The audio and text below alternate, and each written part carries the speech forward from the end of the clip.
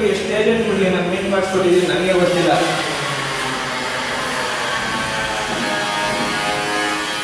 ನಿಮಗೆ ಗೊತ್ತು, ಎಷ್ಟೇ ರಾತ್ರಿ ಆದ್ರೂ ಪರವಾಗಿಲ್ಲ ಕರ್ಕೊಂಡು ಕೊಡಾಯಿಸ್ತೀವಿ.